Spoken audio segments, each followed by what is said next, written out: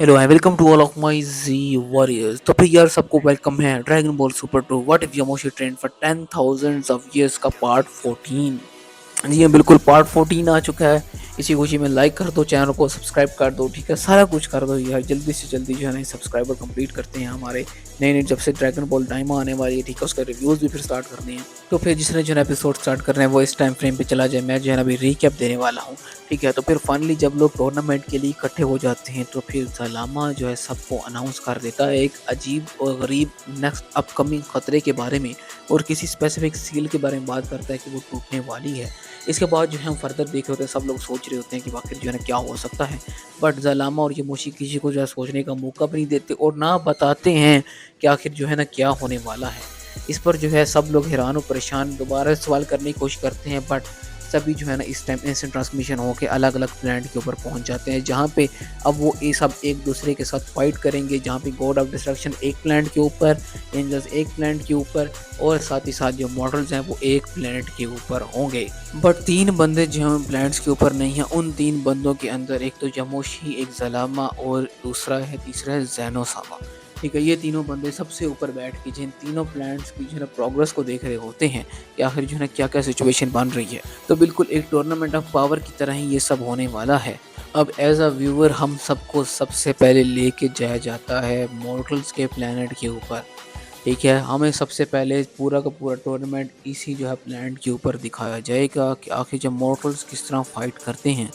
तो फिर यहाँ पे हम सब देख रहे होते हैं गोकू को, वेजिटा को, यूनिवर्स 7 के सारे वॉरियर्स को, जिसके अंदर गोहान है, फ्रीज़ा है, मार्जिन बू भी है, साथ ही साथ जो है ना और भी हमारे पास मास्टर रोशी, पिccolo, एंड्रॉयड 18, 17 सब लोग जो है यहाँ पे मौजूद होते हैं। इस बार जो है टीएन को छोड़ के बाकी सारे यहाँ पे मौजूद हैं, इंक्लूडिंग मार्जिन बू। इसी तरह जो प्लांट के अलग अलग हिस्से पे जो है ना बाकी के यूनिवर्स के फाइटर्स मौजूद हैं। हमें यूनिवर्स 11 से, यूनिवर्स 7 से, यूनिवर्स 6 से सारे के सारे फाइटर्स देखने को मिलते हैं जो कि पहले टूर्नामेंट ऑफ पावर के अंदर थे। बट कुछ ऐसे नए करैक्टर्स भी देखने को मिलते हैं जो कि नए ऐड हुए हैं। जिस तरह इस बार मार्जिन बू ऐड हुआ, लास्ट टाइम नहीं था। इसी तरह दूसरे दूसरे यूनिवर्स से भी जो है ना कुछ नए करैक्टर्स आए हैं और कुछ को निकाल दिया गया है। अब ये प्लेनेट कोई नॉर्मल प्लेनेट नहीं है। सब लोग जो है ये देख रहे होती हैं कि इसका आसमान तो फुल वाइट है और ज़मीन हमारे प्लेनेट जैसी है, थोड़ी थोड़ी थोड़ी पथरीली, कहीं पे पहाड़ हैं कहीं पर नहीं है। बट ऑलमोस्ट कोई दरख्त नहीं है यहाँ पे, कोई पानी नहीं है, कुछ भी नहीं है।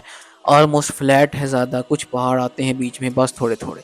ठीक है, इसके बाद जो है ना हमें अनाउंसमेंट की जाती है ऊपर जलामा की तरफ से। वो कहते हैं कि ये आप लोगों मॉर्टल्स का अलग से एक प्लेनेट है जिसके ऊपर आप लोग फाइट करोगे और यहाँ पे बगैर रुके फाइट कर सकते हो। ये एक अलग ही तरीके का टाइम चेम्बर है ऐसा, जिसको मैंने और यमोशी दोनों ने मिलके बनाया है, जिसके अंदर जो है पूरा का पूरा प्लेनेट है और हम जो है इसके अंदर काफ़ी मंथ तक जो है ना वो फाइट करेंगे। कोई 45 मिनट्स की टाइमिंग नहीं है, ठीक है, कोई कुछ नहीं है, बस जब तक फाइट की जा सकती है आप लोगों को करनी है। और यहाँ पर ना आपको कुछ खाने को मिलेगा, ठीक है, ना आपको कुछ पीने को मिलेगा, सवाए जब तक आप कोई एक ना एक फाइट जीत नहीं जाते, किसी एक बंदे से जीत नहीं जाते, तब तक आपको ना कुछ खाने को मिलेगा ना कुछ पीने को। तो ये सब लोगों की आपकी ट्रेनिंग भी साथ साथ होगी और साथ साथ हमें जो है ना नए नए वॉरियर्स का, नए नए पावरफुल वॉरियर्स का भी पता चल जाएगा। और साथ ही साथ ज़लामा सबको ये बताते हैं कि एक बंदे से जीतने के लिए आपको उस बंदे को टोटली एलिमिनेट करना होगा। टोटली एलिमिनेट का मतलब ये है उस बंदे को आपको टोटली नॉक डाउन करना पड़ेगा। जब तक वो उठने लायक नहीं हो जाता तब तक एक जो है बंदा वहाँ से नहीं जाएगा, और जैसे ही वो नॉक डाउन होगा वो ऑटोमेटिकली जो उस प्लेनेट के ऊपर से डिसअपेयर हो जाएगा और डिसअपेयर होके जो है ना एक वाचिंग लॉबी के अंदर आके बैठ जाएगा, जहाँ पे जो है ना वो सबको देखेगा, सबको लड़ते हुए। और इस पर ज़लामा कहता है मैं दोबारा बता दूं, कोई हारने वाले के ऊपर कोई पेनल्टी नहीं है, कोई यूनिवर्स डिस्ट्रॉय नहीं होगा, कुछ भी नहीं।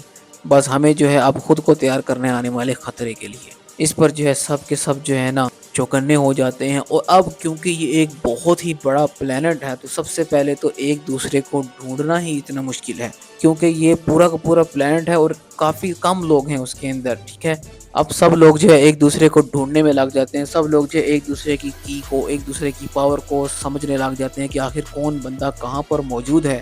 सब लोग जो है स्टार्ट हो जाते हैं और इधर हमारा यूनिवर्स 7 जो है रिलैक्स बैठे हैं, ठीक है।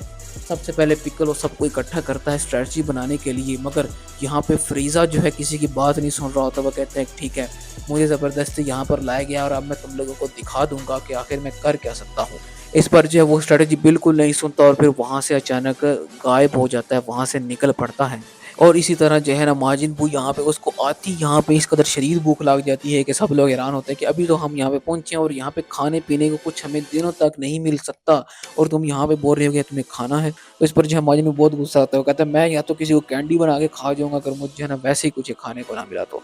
पिccolo जो है सबको बुलाता है, गोकू, वेजिटा और बाकी सब लोगों को। वो कहता है कि चलो ठीक है, एक प्लान को ना स्ट्रेटेजाइज करते हैं और प्लान हमारे पास ये होने वाला है कि हमें जल्दी से जल्दी जो है ना सबको यहाँ से ख़त्म करना है। हम इस कोई चीज़ को लंबा नहीं खींच सकते क्योंकि as a human, as a warriors हम जो है ज़्यादा देर तक ज़िंदा नहीं रह सकते पानी के बगैर।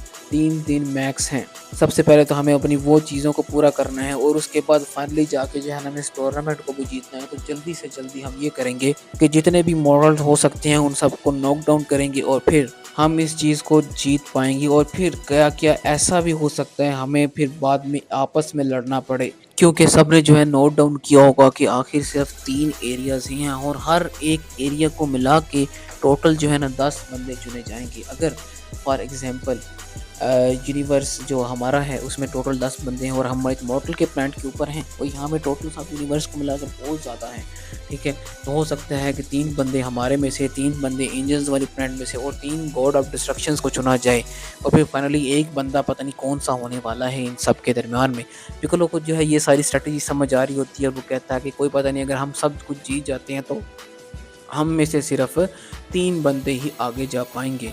तो फिर आखिर वो कौन 3 लोग होंगे या फिर कौन 4 लोग होंगे, ये जो है हमें देखने को मिलेगा अब इस टूर्नामेंट पर लड़ने के बाद ही। ये सारी स्ट्रेटजी समझाने के बाद पिccolo कहते हैं हमारा नेक्स्ट स्टेप है सबको ढूंढना। हम जो है बहुत ही इजीली सबकी जो है ना की को देख सकते हैं, सबकी पावर्स को जो है ना मैच आउट कर सकते हैं, बट हमें कोशिश करनी है कि अपनों को हाइड रखें, अपनी की को, अपनी पावर को ज़्यादा इंक्रीज़ ना करें ताकि सब लोग जो है सब यूनिवर्स मिलके हमारे पे अचानक हमला ना कर दें।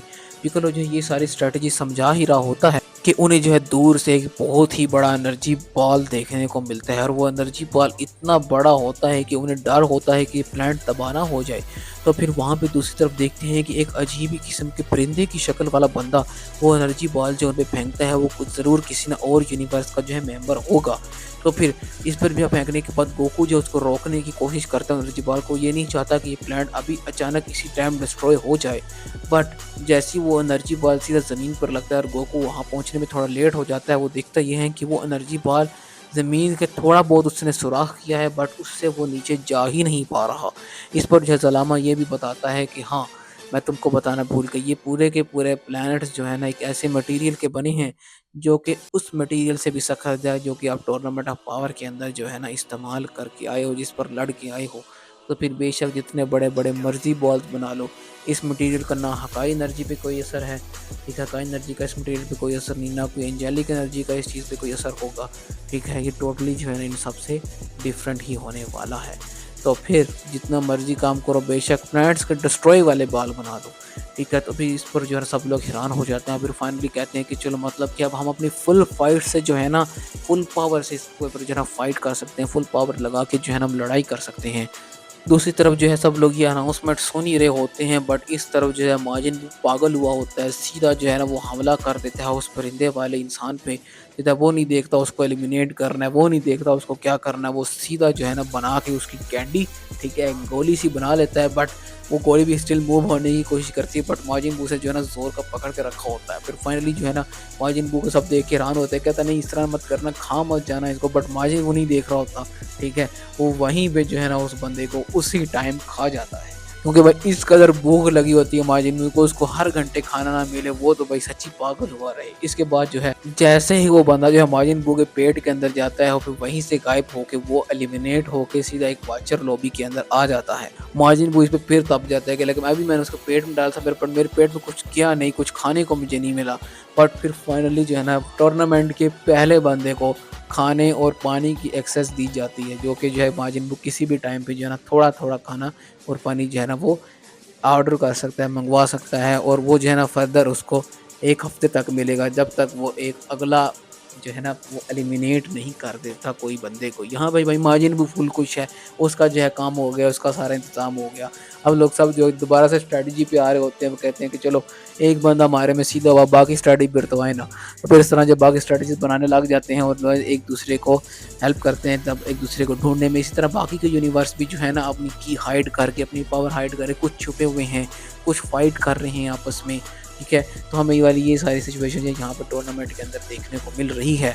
बट एक बंदा ऐसा है जो कि केव के अंदर छुप के बैठा है और मेडिटेट कर रहा है, और उसके आस-पास से जो है रेड ऑरा निकल रहा है। क्या वो जीरन हो सकता है या फिर कोई और बंदा? तो फिर यहाँ पर जो है ना हम इस एपिसोड को एंड करते हैं, और फिर फाइनली नेक्स्ट एपिसोड देखने के लिए चैनल को सब्सक्राइब करना मत भूलना और बेल आइकन पर क्लिक लाज़मी कर देना।